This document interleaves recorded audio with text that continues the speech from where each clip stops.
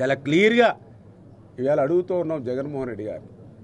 2019లో మీరు అధికారం చేపట్టిన తర్వాత అక్కడ పనిచేసేటువంటి ఏజెన్సీల్ని మీరు రద్దు చేశారా లేదా? అక్కడ ఉన్నటువంటి అధికారులందరినీ కూడా మీరు ట్రాన్స్ఫర్, ఎవరైతే అనుభవం ఉన్నటువంటి అధికారులందరూ కూడా ట్రాన్స్ఫర్ చేశారా లేదా? మీరు రివర్స్ టెండరింగ్ అని పేరు చెప్పి 13 నెలలు అక్కడ ఏ పనులు లేకుండా, ఏ అధికారులు లేకుండా, ఏ ఏజెన్సీ లేకుండా పోలవరాన్ని గాలికి వదిలేసిన మాట వాస్తవమా కాదా? అన్నీ కూడా రికార్డు ఎవిడెన్స్తో సహా ఉన్నాయి. ఏదైతే జలశక్తి మిషన్ సంబంధించి వాళ్ళు కూడా మీకు వార్నింగ్ అంటే ఏదైతే లెటర్ కూడా ఇచ్చారు, హెచ్చరిక. ఇట్లా ఏజెన్సీని, పనిచేసేటువంటి ఏజెన్సీని మార్చుకుంటే రేపు ఆ పనిలో ఏదైనా ఇబ్బంది వస్తే, నాణ్యతలో ఏదైనా ఇబ్బంది వస్తే ఎవరు బాధ్యత వహిస్తారు? 2 ఏజెన్సీలకు మీకు వర్క్ ఇస్తే ఇది క్లిష్టతరమైనటువంటి ప్రాజెక్టు. ఇటువంటి ప్రాజెక్టులు, ఇటువంటి ప్రయోగాలు చేయడం తగదు అని డైరెక్ట్గా కేంద్ర జలశక్తి మిషన్ నుంచి మీకు మరి ఏదైతే ఆ యొక్క లెటర్స్ ఇచ్చిన మాట వాస్తవమా కాదా?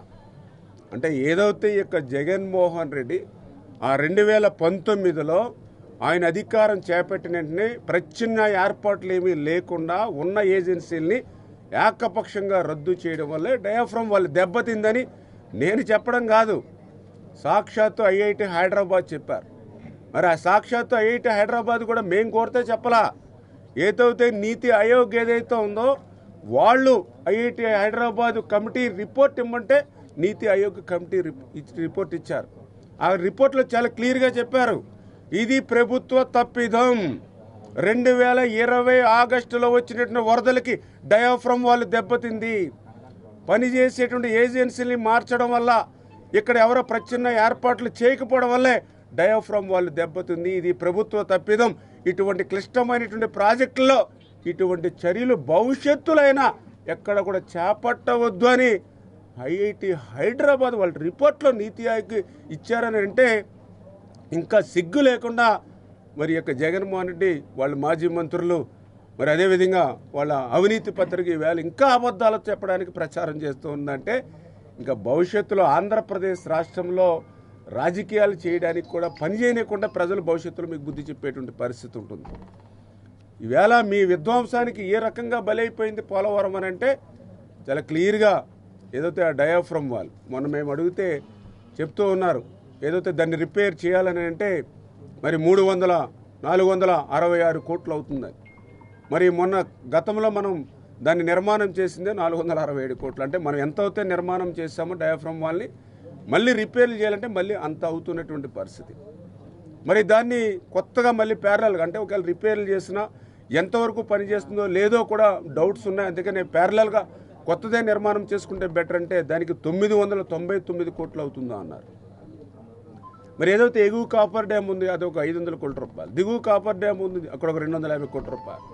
మరి ఏదైతే ఆ పనుల్లో కూడా మరి ఎంతవరకు మీరు నాణ్యత చేశారో మరి ఏదైతే ఆ సీపేజ్, ఎందుకంటే 80 క్యూసికల్ నీరు సీపేజ్ వస్తుందని ఎక్స్పెక్ట్ చేస్తే ఈవేళ 300-350 క్యూసికల్ నీరు సీపేజ్ వస్తున్నటువంటి పరిస్థితి. సరే దాన్ని ఏదో ఒక రకంగా కష్టపడి పునర్నిర్మాణం చేద్దామని అంటే ఆ డయాఫ్రమ్ వాళ్ళ దగ్గర మరి ఏదైతే ఆ గ్యాప్ 1లో, ఎందుకంటే ఆ 2020లో వచ్చినటువంటి వరదలకి ఆ గ్యాప్ 1 దగ్గర మరి మొత్తం ఆ శాండ్ కూడా మొత్తం తుడిచిపెట్టుకుని ఆ పెద్ద పెద్ద అగాధాలు ఏర్పడి ఆ శాండ్ కూడా బయటికి పోయి పెద్ద పెద్ద 50 అడుగులు 70 అడుగులు మరి అగాధాలు ఏర్పడినటువంటి పరిస్థితి. ఆ గ్యాప్ 1 దగ్గర 250 మీటర్ల బండి ఉంటే ఆ 2020 ఆగస్టుకు వచ్చినటువంటి వరదలతో ఆ 250 మీటర్ల బండి మనం మేము చూస్తే 150 మీటర్లు పోయి 100 మీటర్లు మాత్రమే ఉన్నటువంటి పరిస్థితి. ఇప్పుడు మళ్ళీ ప్యారలల్గా డయాఫ్రమ్ వాల్ నిర్మాణం చేసి మళ్ళీ అక్కడ రాక్ఫిల్ డ్యామ్ మళ్ళీ నిర్మాణం చేయాలనంటే ఆ 50-60 అడుగుల అగాధం వీళ్ళు దాన్ని శాండ్ తీసుకొచ్చి ఫిల్ చేసేసి మళ్ళీ చూపిస్తూ ఉన్నారు.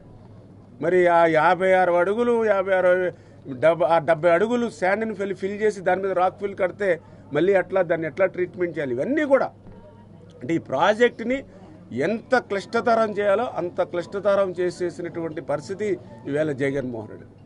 నిజంగా ఆ రోజు 2019లో ఉన్న ఏజెన్సీని కంటిన్యూ చేస్తుంటే ఆ ఎగువ కాపర్ డ్యామ్, ఎందుకంటే వీళ్ళు పత్రికలో కానీ మరి పోలవరం నాకే అర్థం కాలేదు, ఇంక ఈ ప్రపంచంలో ఎవరికీ అర్థం కాదన్నటువంటి మాజీ మంత్రి ఎవరైతే ఉన్నారో మరి నిజంగా ఆ 2019లో ఆ ఏజెన్సీలు ఆయన ఉండుంటే ఆ 72% అప్పటికే పూర్తయినటువంటి ఎగువ కాపర్ డ్యామ్ ఇంకొక 2 నెలల్లో పూర్తయిపోయిండేదిగా. ఏదైతే మే, జూన్, జూలై కల్లా ఆ ఎగువ కాపర్ డ్యామ్ పూర్తయిపోయి ఉంటే మరి 2020 ఫ్లడ్స్కి డయాఫ్రమ్ వాళ్ళు ఎఫెక్ట్ అయి ఉండేది కాదుగా. అంటే మీ నిర్వాహకం వల్ల, మీ యొక్క విధ్వంసం వల్ల ఈవేళ పోలవరానికి మరి భవిష్యత్తులో దాని భౌగోళిక పరిస్థితులు మారిపోయేంత వరకు కూడా మరి దాన్ని నాశనం చేసిన పరిస్థితి.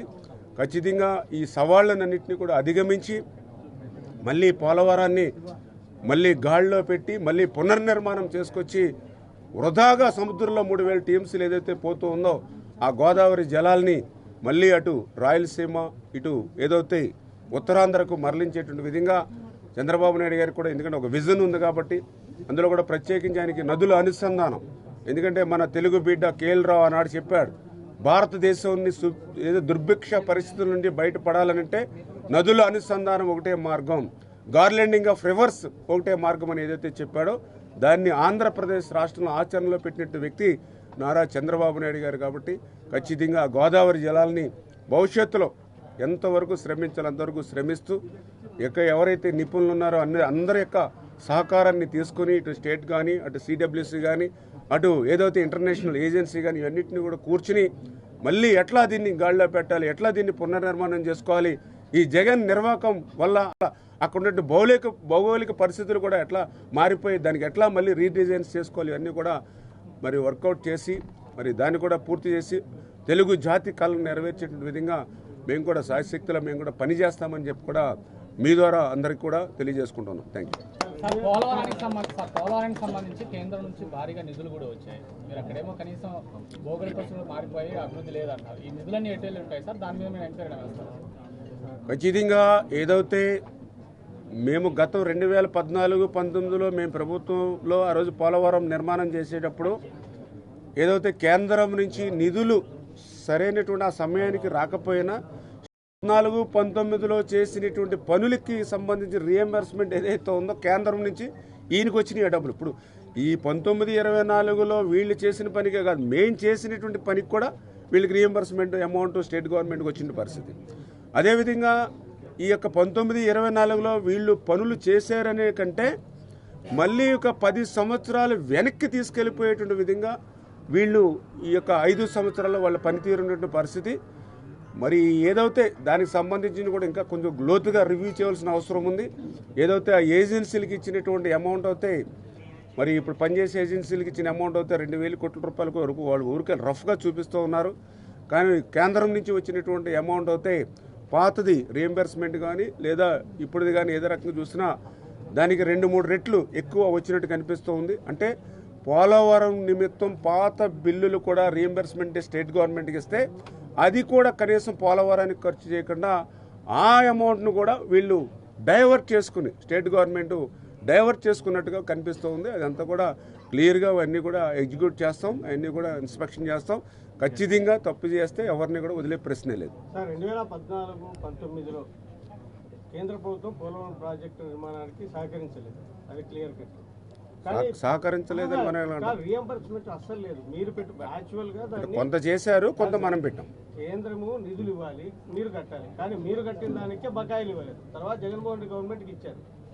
మళ్ళా పైగా పోలవరం ప్రాజెక్టును చంద్రబాబు నాయుడు ఏటీఎం లాగా వాడుకున్నాడని నరేంద్ర మోడీ నిందలేశారు. ఈ నేపథ్యంలో కేంద్రంతో ఎట్లా మీరు రాబట్టారు? ఎందుకంటే జగన్మోహన్ రెడ్డికి ఇచ్చినారు, మీకు ఇవ్వలేదు, మీరు చేసిన పనులకు కూడా. ఏం లేదు, ఈరోజు మేము కేంద్రం ఎన్డీఏలో ఉన్నాము. ఏదైతే తెలుగుదేశం, జనసేన, బీజేపీ ఈవేళ ఒక అండర్స్టాండింగ్ మీద ఉన్నాం. చాలా క్లియర్గా ఏదైతే పోలవరంకు సంబంధించి ఈవేళ కేంద్రం కూడా పూర్తి సహాయ సహకారాలు అందిస్తాము. ఇది ఒక జాతీయ ప్రాజెక్టుగానే కాదు, తెలుగు జాతి కళ కాబట్టి పూర్తి సహాయ సహకారాలు అందించేటువంటి క్రమంలో ఉన్నారు. రేపు రాబోయేటువంటి రోజుల్లో అంటే పొలిటికల్ లైన్లో మీరు అడిగే రేపు ఎన్ని మళ్ళీ పునర్నిర్మాణం చేయడానికి మనకున్నటువంటి అవకాశాలన్నింటినీ కూడా 1 by 1 ఒక్కోటి క్లియర్ చేసుకుని ఏదైతే ఈవేళ భవిష్యత్తులో కూడా ఇప్పుడు మేము మళ్ళీ ఆ పోలవరంలో కూడా కేంద్ర మంత్రులు మన రాష్ట్రం నుంచి కూడా ముగ్గురు ప్రాతినిధ్యం వహిస్తున్నారు కాబట్టి ఖచ్చితంగా కేంద్రం యొక్క సహకారం కూడా రేపు భవిష్యత్తులో కూడా అవసరం. అంచేత మళ్ళీ పోలవరాన్ని ఆ కేంద్ర మంత్రులు కూడా పెట్టుకుని ఒకసారి రివ్యూ చేసి వాళ్ళకు కూడా కంటికి ఆ విధ్వంసం కనిపిస్తే వాళ్ళు కూడా అక్కడ సిడబ్ల్యూసీలో కానీ లేదా ఆ జలశక్తి అక్కడ కానీ వాళ్ళు కూడా మాట్లాడడానికి ప్రజెంటేషన్ చేయడానికి అవకాశం ఉంటుంది. కాబట్టి ఆ రకంగా మళ్ళీ అంటే ఇట్లా మాకున్నటువంటి అవకాశాలు అంటే మొన్న అధికారులను అడిగితే ఎంతకాలం పడుతుందని ముఖ్యమంత్రి గారు అడిగితే ఇంకొక 4 సీజన్లు కావాలని అధికారులు చెప్పినటువంటి పరిస్థితి. అంటే వాళ్లే 4 సీజన్లు అంటే దానికి మళ్ళీ ప్లస్ ఉంటుంది, మీకు కూడా తెలుసు అధికారులు చెప్పిన టార్గెట్ కంటే. అటువంటిది మాకు ఇచ్చిన టైం బాండ్ 5 years. అంచేత ఆ 4 సీజన్లు అంటే మళ్ళీ ఈ సీజన్ కూడా ఆల్రెడీ మిస్ అయిపోయినట్టే. ఎందుకంటే ఇప్పుడు ఆల్రెడీ రైనీ సీజన్ స్టార్ట్ అయింది, ఇంకా అక్కడ చేయడం అనేది ఇంకా ఫైనలైజ్ కాలేదు. గ్యాప్ 1 ఏదైతే జగన్ పుణ్యమా అని 56 అడుగులు అగాధం ఏర్పడిపోతే వీళ్ళు ఎంత తెలివితేటలైన వాళ్ళంటే అగాధం ఏర్పడిపోతే దానికి కనీసం ట్రీట్మెంట్ కానీ ఏమి దాన్ని ఎట్లా ట్రీట్మెంట్ చేయాలి, రేపు రాక్ఫిల్ డ్యామ్ చేస్తే అక్కడ ఏంటి ఆ డిజైన్ ఏంటి, ఇట్లా ఉన్నాయి అన్నీ కూడా. అందులో ఎగువ కాపర్ డ్యామ్ ఇప్పుడు ఇంకా లీకేజ్ అవుతుంది, ఆ సీపేజ్ని ఎట్లా కంట్రోల్ చేయాలి, ఆ ఎగువ కాపర్ డ్యామ్ సీపేజ్ కంట్రోల్ కాకపోతే డయాఫ్రమ్ వాళ్ళని కూడా తీసుకొచ్చి అక్కడ కూడా రివ్యూ పెట్టుకుని వాళ్ళు కూడా కంటికి కనిపిస్తే రేపొద్దున వాళ్ళ కారణంతో కూడా ఢిల్లీలో కూడా తీసుకుని ముందుకెళ్తాం. 5 ఏళ్లలో జరిగిన విధ్వంసాన్ని ప్రజల్లో చర్చ జరిగిందని చెప్పి ముఖ్యమంత్రి అన్నారు. ఆ చర్చ కోసం మీరు ఏం చేయబోతారు ప్రజలకు? ఏదైతే ఇప్పుడే మేము దాన్ని డిపార్ట్మెంట్ పరంగా ఒక్కొక్కటి కూడా రివ్యూ చేసుకుంటూ పోతూ ఉన్నాం. ఏదైతే ప్రాజెక్టుల వారీగా 1 by 1 ఒక్కొక్కటి కూడా చేస్తూ ఉన్నాం. ఎంత బడ్జెట్ ఎలిగేట్ అయింది, ఎంత వర్క్ ఎగ్జిక్యూట్ అయింది, ఎంత ఎవరి చేతుల్లోకి ఎట్లా పోయింది అనేది అంతా కూడా ఎగ్జిక్యూట్ చేసి దీని మీద తొందరలోనే ఒక వైట్ పేపర్ శ్వేతపత్రం కూడా ఒక రిలీజ్ చేయబోతూ ఉన్నాం. అందులో పర్టికులర్గా పోలవరం ప్రాజెక్టు మీద కూడా రేపు ఒక శ్వేతపత్రం వైట్ పేపర్ కూడా రిలీజ్ చేయబోతున్నాం. దాని ద్వారా వాస్తవాలు ఏంటనేది ప్రజలకి చాలా క్లియర్గా మేము చెప్పదలుచుకున్నాం. ప్రజలను కూడా చంద్రబాబు నాయుడు గారు కూడా మనం అడిగారు. For more videos like this, subscribe Big TV channel.